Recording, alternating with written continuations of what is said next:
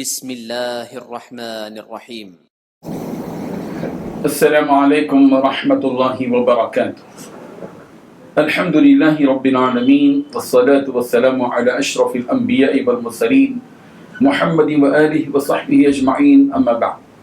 حاضرین و ناظرین، یہ درس نمبر 1395 ہے اور آج سورۃ النور کی 2 آیتوں کی تلاوت اور تشریح کی جائے گی، آیت نمبر 14 اور 15۔ چلیے سب سے پہلے ان 2 آیتوں کی تلاوت کرتے ہیں، لفظی ترجمے اور ترجمے کے بعد تشریح کرتے ہیں۔ اعوذ باللہ من الشیطان الرجیم، بسم اللہ الرحمن الرحیم۔ ولولا فضل اللہ علیکم ورحمتہ فی الدنیا والآخرہ لمسکم فیما افضتم فیہ عذاب عظیم اذ تلقونه بألسنتكم وتقولون بأفواهكم ما ليس لكم به علم وتحسبونه هينا وهو عند الله عظيم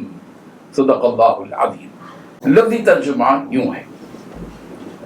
ولولا اور اگر نہ ہوتا، فضل اللہ اللہ کا فضل، علیکم تم پر، ورحمتہ اور اس کی رحمت، فی الدنیا دنیا میں، والآخرہ اور آخرت میں، لمسکم تو البتہ پہنچتا تمہیں، فیما اس بارے میں کہ افضتم تم مشغول ہوئے، فیہ ان باتوں میں، عذاب عظیم عذاب عظیم، اذ تلقونہ جب تم اس بات کو ایک دوسرے سے لیتے تھے، بألسنتکم اپنی زبانوں کے ساتھ، وتقولون اور تم کہتے تھے، بأفواہکم اپنے منہ کے ساتھ، ما لیس وہ بات کہ نہیں تھا، لکم تمہیں بھی اس کا علم کوئی علم، وتحسبونہ اور تم اسے گمان کرتے تھے، حینا معمولی، وہوا جبکہ وہ عند اللہ اللہ کے ہاں عظیم بہت بڑی بات تھی۔ ترجمہ یوں ہے، اور اگر دنیا اور آخرت میں اللہ کا فضل اور اس کی رحمت نہ ہوتی تو جس بات کا تم چرچا کرتے تھے اس کی وجہ سے تم پر بڑا سخت عذاب نازل ہوتا، جب تم اپنی زبانوں سے اس کا ایک دوسرے سے ذکر کرتے تھے اور اپنے منہ سے ایسی بات کہتے تھے جس کا تمہیں کچھ علم نہ تھا اور تم اسے ایک ہلکی بات سمجھتے تھے اور اللہ کے نزدیک تو بڑی بھاری بات تھی۔ بزرگان محترم، پچھلی آیات میں ام المؤمنین حضرت عائشہ صدیقہ رضی اللہ عنہا پر لگائے گئے بہتان کا ذکر تھا اور لوگوں کو تنبیہ کی گئی جنہوں نے منافقوں کے سردار عبداللہ بن ابی کی جانب سے لگائے گئے اس بہتان میں اس کے ساتھ شریک ہوئے۔ جن 2 صحابہ اور ایک صحابیہ سے اس سلسلے میں سہو ہو گیا تھا اور انہوں نے اپنی اس غلطی اور پر توبہ کی اور معافی مانگ لی، جس کے نتیجے انہیں معاف کر دیا گیا۔ یہ اللہ تعالیٰ کی طرف سے بڑی مہربانی ہوئی کہ اللہ تعالیٰ نے اس غلطی پر فوراً عذاب یا عقاب نہیں فرمایا، باوجود کہ ایک بہت بڑا جرم تھا۔ اگر اللہ تعالیٰ دنیا اور آخرت میں فضل نہ کرے تو ظاہر ہے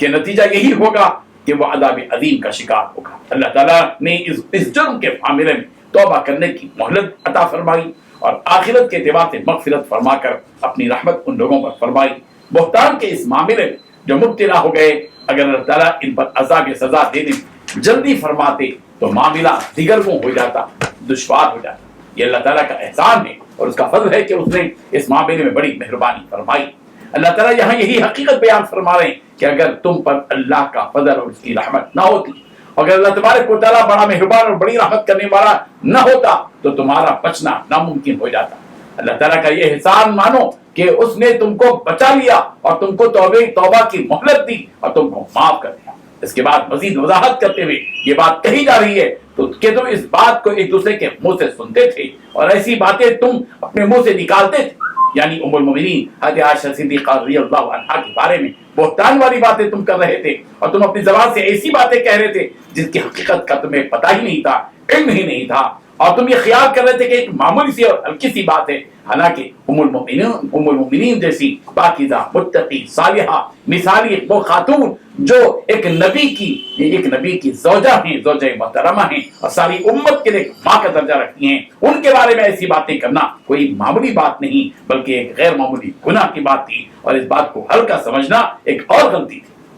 اس سے یہ معلوم ہوا کہ کسی پر بھی کوئی تہمت لگائی جائے تو احتیاط کی جائے۔ کسی کے بارے میں بول دینا آسان ہے لیکن اس کا خمیازہ کس کو بھگتنا پڑتا ہے اس کا احساس لوگوں میں نہیں ہے۔ اللہ تبارک و تعالیٰ اس واقعے سے ہم سب کو سبق حاصل کرنے کی توفیق عطا فرمائے۔ آمین۔ وآخر دعوانا ان الحمد للہ رب العالمین۔